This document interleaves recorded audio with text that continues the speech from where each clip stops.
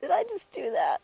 I did. Have you ever made a really stupid backpacking mistake?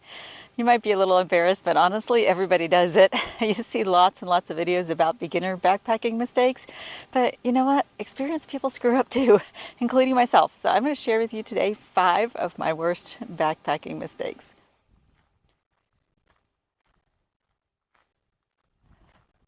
Do you know that even the most experienced backpackers make serious backpacking mistakes? It's true. In fact, I think sometimes it's easier to goof up when you have some experience because you can get a little complacent and feel so comfortable on the trail that you assume that you've got it all down. But sometimes you just don't. For example, you might think your backpacking kit is really dialed in and that you just have to throw everything in your pack and go. And then you get out on the trail and realize that you've forgotten a key piece of gear. It happens.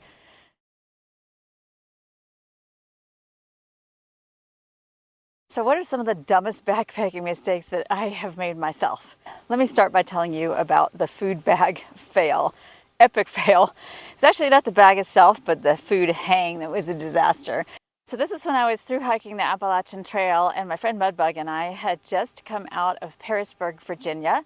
Had a great stay there and loaded up my food bag. I think I had probably at least 4 days, maybe 5 days worth of food in there. And when we got to camp that night, we found a nice tree to hang from, and we were using the PCT hang, and we got our food up.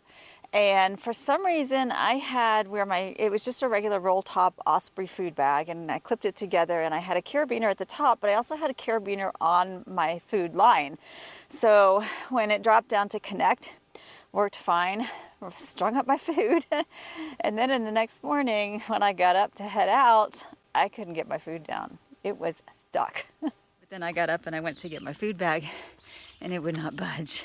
We used the PCT method and somehow the cord had gotten tangled on the carabiner, and so the stick would not come down, and it took us quite a while to get it down. I think it was probably about 45 minutes. But we finally did. Pretty hysterical. I'm sorry we didn't have the video going. I couldn't understand why my food bag would not budge. You know, with a PCT hang, you pull it up and pull the thing out and then release it. Something in the system was stuck, absolutely completely stuck. I spent probably 15 or 20 minutes trying to get my food down, cursing louder and louder. And finally Mudbug, who is not an early morning person, woke up and was kind of like, what the heck is going on? So I told her, and we together tried to get the food down, and we pulled and pulled, and we had both of us pulling on this food line. And I use a thin line, it's Dyneema, so it's pretty strong. We couldn't get it. Eventually, both of us hanging on the food line, pulling and pulling and pulling as hard as we could. And something broke, and we both went right to the ground, fell on our butts, and the food bag came down. So I believe it was the carabiner that broke, and I think that somehow the two carabiners had gotten stuck together as I hung my food. And I've been doing this for months and it wasn't a problem, so I don't know why that day it was a fail, but it absolutely was. And from then on, I only used one carabiner on my food bag for my food bag hang. Never again.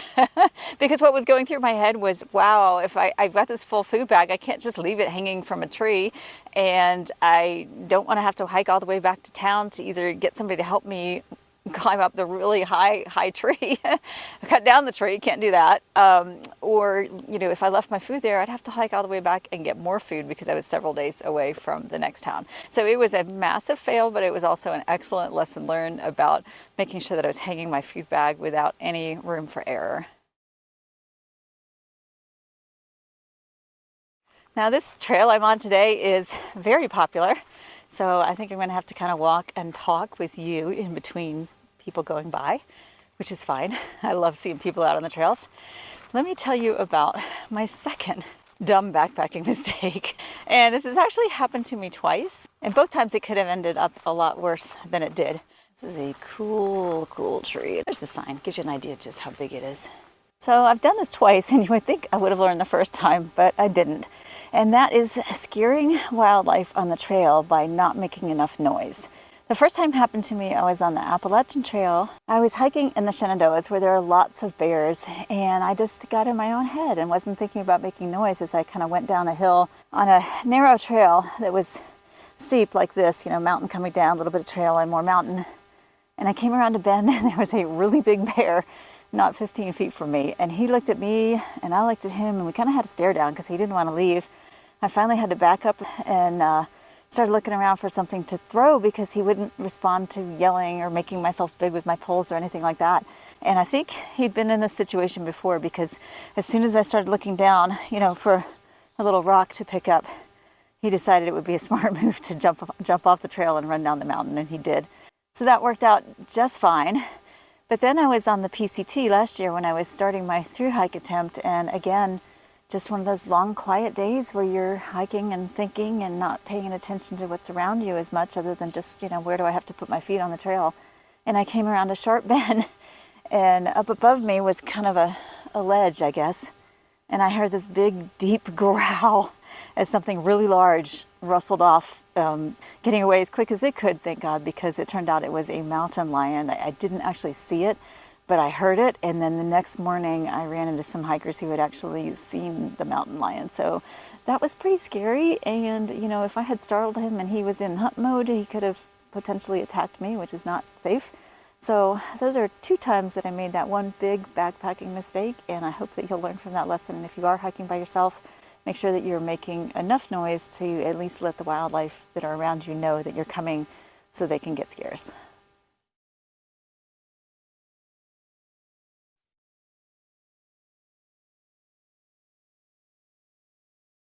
If you're not already subscribed to this channel, I hope you'll take a moment right now and hit that subscribe button down below. That way you can find out when I have new videos and you won't miss a thing.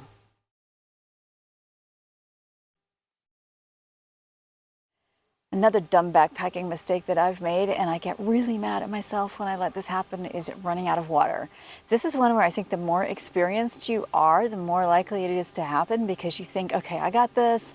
I don't need to carry a whole bunch of water. I've got my Far Out app, and I know I have to go this far to fill up again, so I might just camel up and then only carry a liter or a half liter, assuming that the next water spot is going to be flowing the way that it should and not dry. But sometimes reports even say in Far Out, oh, there's great water, and maybe it was 2 or 3 days ago, and for whatever reason the water source has dried up. Now, when I was on the Colorado Trail, I was really concerned about getting over Lake Yan Pass. It kind of terrified me, especially with the snow, and you can see that video up here. But I wasn't thinking about how much water I needed to carry once I got over the top of that peak.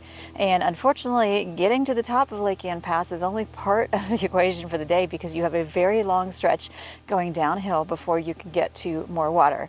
And I ran out of water that day. It's potentially a very dangerous situation, so you don't want to run out of water. Beginners tend to carry probably more than they need for the most part. Sometimes people don't carry enough, but for the most part I think beginners carry more than they need. But for an experienced backpacker, running out of water is just a dumb mistake that's entirely preventable.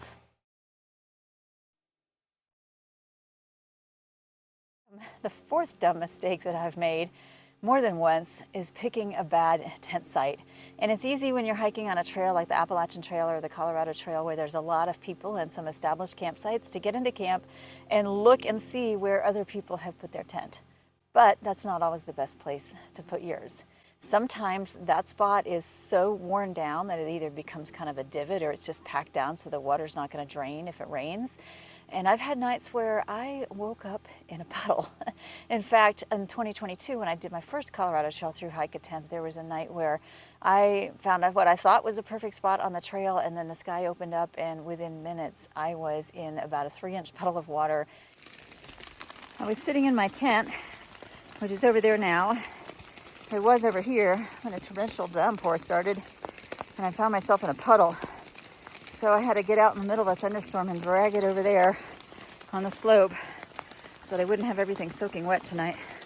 Now, picking a bad tent site is not always just about the ground that you're on. I mean, sometimes you can put your tent in a place where you're going to get lots of condensation because of moisture coming up from the ground, or being too close to a lake, or being under a tree that's got a widowmaker. And I have done that many times where I've been tired. I get to a campsite, I look around on the ground and find the best spot for my tent, and I start setting it up, and then I step back and look up, and I see that there are dead trees above me. And having to move your tent after you've already set it up is not fun. Not making that rookie mistake, which experienced backpackers make too, of picking the wrong tent site, is something that you can avoid if you just take a little bit more time to be careful and think about where you're putting your tent and what might happen between the time you go to bed and the time you wake up in the morning, whether there's a branch falling or a torrential downpour, or even potentially wildlife, because sometimes people set up unknowingly in the middle of a wildlife trail and find out in the morning that they're surrounded by deer or other less welcoming wildlife. Sure, you can see those gorgeous mountains in the distance there. It is mid-November in Colorado, and we've only had snow once so far here on the Front Range. Coming soon, I'm sure. The fifth stupid backpacking mistake I have for you that I have made more than once is getting lost due to inattention. Maybe you're walking alongside railroad tracks like these or doing a road walk and you just aren't quite paying attention, so you miss when the trail turns off. That has happened to me a couple times when you're just doing a road walk along, say, a forest service road, and you get in the groove and you don't really think about when the trail might turn, and the next thing you know, you're thinking, I've gone too far, I think. Or you look at far out on the GPS and you're like, I'm not on the trail anymore. That's a problem. Getting lost can also happen when you hit a little detour in the trail for whatever reason. Sometimes there's short reroutes around blowdowns, or like on the Colorado Trail, there were plenty of places where there were snowbanks that needed to be crossed, and they weren't necessarily aligned with the trail. This happened to me the day that I crossed over Cottonwood Pass this past summer, and I was doing great. I had this huge milestone, so I was really happy, and I'm just cruising along, hiking away. And I get to a snowbank, and I think that it's following the trail, but when I get to the other side, there was a washout, and I assumed that the washout was the trail, so I cruised on downhill towards the lake ahead, and I thought, this is really pretty. I was having a great time until I realized that I was no longer on the trail and I didn't know where the trail was. And unfortunately, on that day, my GPS was failing me, and so I spent a good 45 minutes going downhill and then back uphill and then going one side and then the other side, because every time I moved one way or another, the GPS would tell me that I was getting closer to the trail. It was very confusing. It was late in the afternoon, and I was kind of like, well, maybe I should just set my tent right near the lake and spend the night and wake up in the morning and figure out where I am. I finally sat down and pulled out my data book and found the map and oriented myself, because there was this lake in front of me that was gorgeous. But I did use the data book and was able to say, okay, well, if I'm going forward, the lake is here, the trail is on the right side, and the mountains are on the left. And I had to bushwhack my way through a lot of just, really thick bushes, over a creek, and eventually up a hill to get back on the Colorado Trail. That was not a fun experience. Thankfully, it wasn't in extremely dangerous territory, and I would have been safe even if I had to spend the night and wait for other hikers to come by where I could actually see them on trail. But sometimes the trail is higher than you, and the way the vegetation is, you can't even really see where the trail is cut out of the mountains. So when you get off trail, even if it's just to go to the bathroom, sometimes it can be hard to find your way back. So that was a stupid mistake on my part because I wasn't fully paying attention.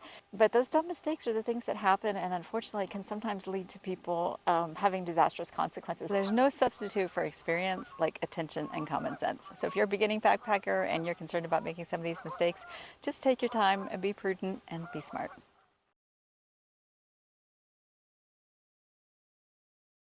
So I hope that these 5 tips that I've shared with you, which are my own dumb mistakes, are helpful to keep you safer on the trail. And if you've made mistakes of your own that you'd like to share, feel free to drop those down in the comments below. I read all the comments and respond to as many as I can. If you are not subscribed, I would like you to remind you to subscribe. If you are a subscriber, thank you so much for being with me. I appreciate you so much, and I look forward to seeing you all here again next time.